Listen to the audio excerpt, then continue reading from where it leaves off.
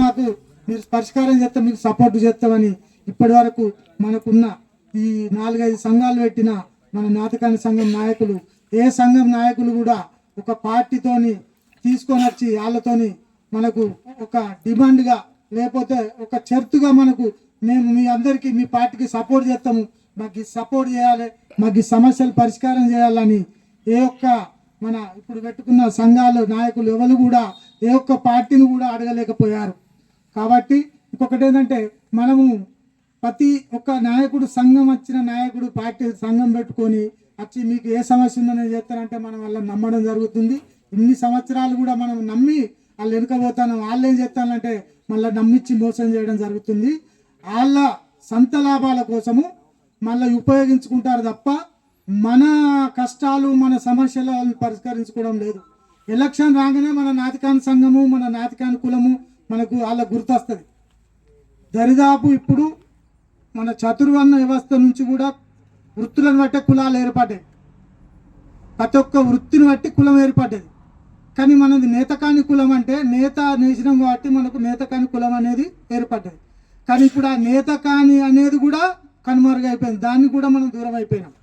అదే కాకుండా ఇప్పుడున్న రాజకీయ నాయకులు మనకున్న నేతకాని కులాన్ని కూడా మొన్ననే ప్రజెంట్ మన చెన్నూరు ఎమ్మెల్యే గడ్డం వివేక్ గారు కూడా ఏమన్నారంటే మాల నేతకానిగా మారవాలని నేను ముఖ్యమంత్రికి అప్పీల్ చేస్తానని చెప్పడం జరిగింది.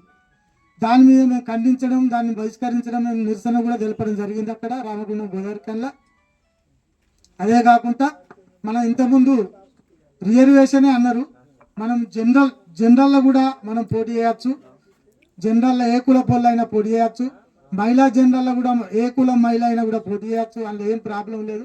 కాకపోతే మనం పలాని ఊళ్ళో మనం ఒక 100 మంది ఉన్నాం నేతకాని, మనం 100 మందిని కలిసి ఒక క్యాండిడేట్ని నిలబెట్టాలి. ఏ ఒక్క లీడర్ వచ్చి ఏ పార్టీ వాళ్ళు వచ్చినా కానీ మీరందరూ మాకు సపోర్ట్ చేయాలన్నప్పుడు మనము ఉన్నోళ్ళ 100 మందిని ఒక్కటే ముచ్చట చెప్పాలి. చైతన్యం అంటే అదే. ఏం చెప్పాలంటే మేము ఒక క్యాండిడేట్ నిలబెట్టుకున్నాం మా జాతి నుంచి, మేము ఈయనవు తప్ప మేము ఎవరికి పని చేయమని చెప్పాలి. అప్పుడు మన చైతన్యం అన్నది బయటని కనబడుతుంది. అయితే కనబడలేదు. మనము ఏం చేయాలి, మనోని నిలబెట్టి కూడా సరే నీకు గిదిత్తా గదిత్తా అని ఏదో మాయమాటలు చెప్తే అప్పుడు మనం ఆయన మాటింటే మన చైతన్యం మనకు వాళ్ళకి కనబడేది. వీళ్ళు గింతేరా తాగుడుకో తినుడుకో పైసలకో దేనికో ఇస్తే మనం ఏది చెప్తా చేస్తామన్న దృష్టి వస్తుంది. కాబట్టి మనం చైతన్యం మన లోపల కనబడాలంటే మనం ఒక డిసిజన్కి రావాలి. ఇప్పుడు ప్రజెంట్ జనవరిలో లోకల్ ఎలక్షన్ వస్తున్నాయి. లోకల్ ఎలక్షన్లో మనకు ఒక 200 ఈ విలేజ్లో మనం ఉన్నాం, నేతకాని వాళ్ళమే 200 ఉన్నాం. మనం 200 ఇక్కడ జనరల్ సీట్ రిజర్వేషన్ కాదు, జనరల్ అనుకుందాం. జనరల్లోనే మన క్యాండిడేట్ను మనం డిక్లేర్ చేయాలి. మేము మా తరపున నేను నేతకాని తరపున మా క్యాండిడేట్ని పెడతాను. జనరల్లోనే రిజర్వేషన్ జనరల్లో ప్రతి ఒక్క కులము పోటీ చేసే అవకాశం ఉంటుంది.